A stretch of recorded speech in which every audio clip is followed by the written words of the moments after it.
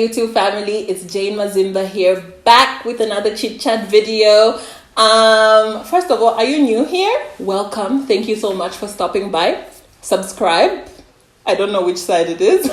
Subscribe to this channel so that you can get notified every single time I post up a new video. This is a place where we talk all things finance, all things fashion, and all things lifestyle.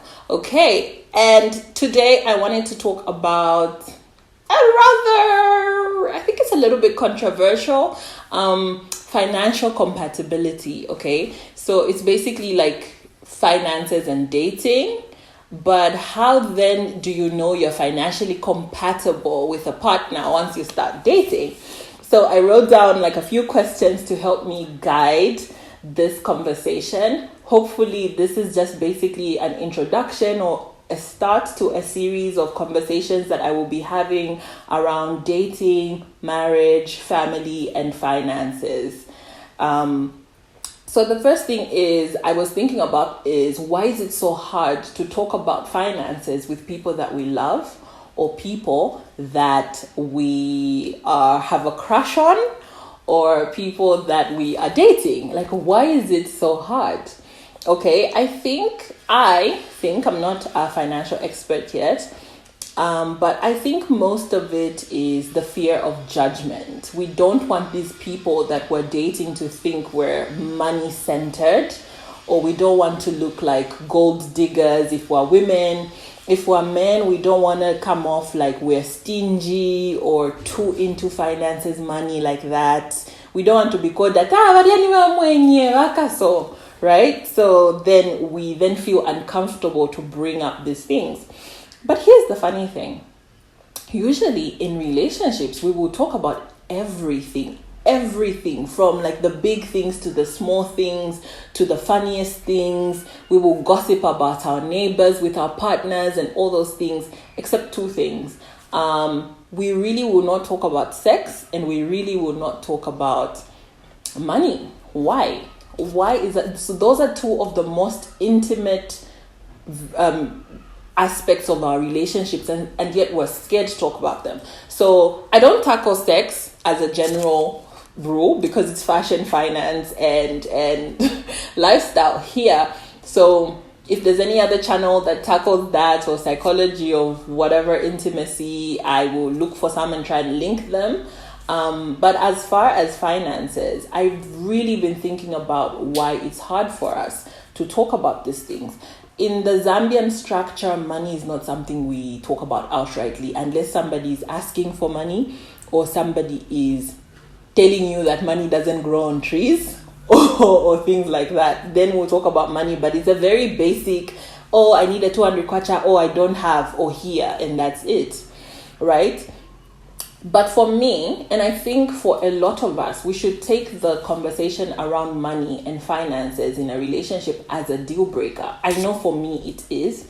If you know anything about my story, anything about my background, then you will know why it is a deal breaker now. I had to work myself out of debt. It took me 2 years and some months to get out of debt. If you don't know my story, I'm going to link the video somewhere.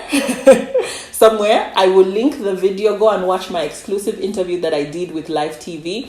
It basically lays out like what my life story has been. I was married, I got into debt, my marriage fell apart, I had to pay off debt, and like how I got myself here.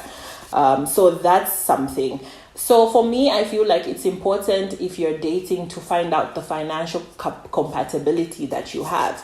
And to do that, I came up with 5 questions that you can ask, especially if you're just starting out dating. I came up with 5 questions with the help of my people around me. But also, even if you've been in a relationship or you're already married, these are questions that you can ask to assess your financial compatibility. But even if you're not compatible, if you're already married, you're already in a committed long-term relationship, these are things that you can work towards. So it doesn't mean then that there's no hope. There's definitely hope there. So the first thing for a new partner, you would want to assess what their financial mindset is. Like, are they a saver? Are they a spender? Are they a Cinderella? Are they a money master? You know, are they an avoider? You want to assess that so you know where to start from working. And one of the first things you would do with a new partner is ask them what they do for a living. Okay, I don't think somebody said it's a put off for him if a woman asks him what he does for a living. Why should that be a put off? Why should it be a put off for me to want to know that you're a responsible, grown human adult who goes to work and has a source of income? Okay, because otherwise, what about if you're a drug dealer? What about if you rob buildings? What about, you know what I mean? So I want to know what you do for a living. Not just for the finance aspect is definitely the main motivation for me to ask you what you do for a living, because I want to assess whether you're a grown up about your money, whether you know the value of waking up in the morning and going somewhere and committing to something. I think the answer doesn't really matter as to whether you work in a job or you have your own business. You know, those things for me, it doesn't really matter. It's more the concept of, okay, you're big enough and you're old enough to know that money just won't just flow to you aimlessly. You have to put in some sort of work or some sort of systems for it to come. So there's that. What do you do for a living? The next thing is, do you have a savings plan? Okay, so what do you do with your money when it comes? Are you just spending it? Then I'll know that you're a spender, or I'll know that you're an avoider, in which case then we can work together. If you have a savings plan, then I'm like, okay, this man's is on a way to a money master. But I'm a woman, so I can only speak from the female perspective, but I believe that these questions should be both for men and women. You want to assess, even if you're a man and you find a girlfriend or a beautiful woman, you want to know that this woman actually gets up and works somewhere, that you will not suddenly become her dad and be expected to foot all her financial needs. Her 6-pin Brazilian suddenly becomes your bill. How? Okay? So those are things that you want to know. So do you have a savings plan? Once they get paid or they get money from wherever it is it comes, do they think about putting some away? Somebody who has a savings plan tells you that they're responsible enough. They know that there's a future. You can tell that they're forward thinking and those aspects. So you want to know whether these people have a savings plan. And if not, you want to know that maybe you can influence them, inspire them, motivate them to sort of start a savings plan and get onto the same wavelength as you. I feel like this is an important one. What are your long-term goals? Most people, young people, haven't yet figured out what their long-term goals are. So imagine a pleasant surprise, how pleasant of a surprise it would be if you asked what are your long-term goals. You're a man and you're talking to this woman. You're like, so babe, what are your long-term goals? And she says, okay, I want to be a media mogul. I want to do this. I already have a company set up and I'm working towards this and this. You would know instantly that this is a woman with a plan. You know what I mean? You would know that she's focused, she's got a plan. So these questions, in as much as they are centered around money, they still tell you so much more about the sort of person you're with, their motivations, their drive, how their mind works. So I feel like it's important to have these conversations. You also want to know how your partner or your potential partner feels about financially helping out family. Okay, I live in Zambia. This is Africa and we are very close-knit. Most of us are close-knit. I have my mom who just pops up in my house anyhow. She would decide that she wants to change my curtains. So there are things like that. Like our families are usually very close-knit and we're usually intertwined into each other's lives. So even with finances, we tend to be intertwined. If one of us is getting married, the family is expected to come together and contribute and help make their day wonderful. If one of us has gotten 6 points, like my cousin Chileshe, she's gotten 7 points, she's going to university, we are expected to, because we love her and we want her to succeed. So we do tend to pull monies together so that she gets a good college life and all those things. So how do you feel, like how does your partner feel about such things? Also, if you're looking at settling down with them long term and they have financial obligations to their family or responsibilities to their family, you don't want to be surprised. You decide to marry this guy, 6 months down the line, he's telling you, oh no, this month's salary is going to sorting out my cousin's school fees because she's in England for school. Then you start getting surprised that this month is your salary that's going to buy groceries. So those are things that you want to know upfront. You also want to know, this one is a tricky one, but I feel like if your relationship has progressed to a certain level and you're looking at settling down long term with somebody, you want to know whether they have any debt to their name, because debt will definitely affect how you relate. It will affect how you live together if you're planning on living together. It will affect how you make your plans for the future. So you want to know if somebody has debt, and then you want to know how much debt this person has before you hitch your wagon, to their life. You want to know.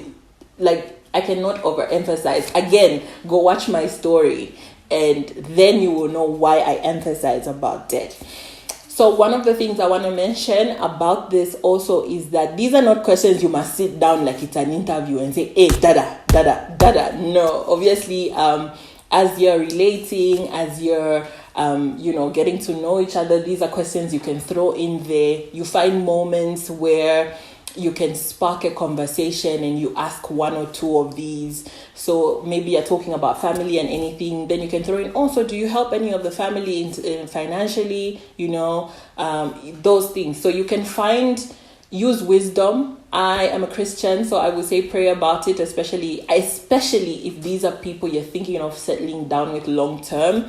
Then use wisdom, be nice about it. You don't want to put them in defense mode, how you ask. So be nice about it. Be nice about how you go ahead. Use the correct words, but you definitely want to assess and ask these 5 questions before you commit, you dive in head deep and long term. So I feel like it's very, very important to have this conversation. So now my question for the next video will be, when is the right time to talk about money in a relationship? I want to know. I said these questions. So maybe you as a person, you could have been asking these questions over 2 months, 3 months. You're getting to know this man or this woman, and you've asked the questions and you like the answers. So now when is the right time now to sit down and say, okay, babe, we're together long term. These are our dreams. Let's set financial goals together. Let's save together, whatever it is, as the case may be. What's the right time to have this conversation? Hopefully, to tackle this question, I will invite some of my friends. I will invite some people that I respect, and we can tackle this. But that will be in a future video. For now, let's go into the comments and talk back to me. Okay, how do you feel about this video? Do you agree with the questions that I put on? What other questions would you like to ask at the very beginning of a relationship, or just assessing your partner? If you're already married, you're already committed long term, but you haven't had these conversations, what other questions would you want to be answered? So do comment in the box below. Share this video, like this content. If you want to see more content like this, then give us a like, and just let's blow this up.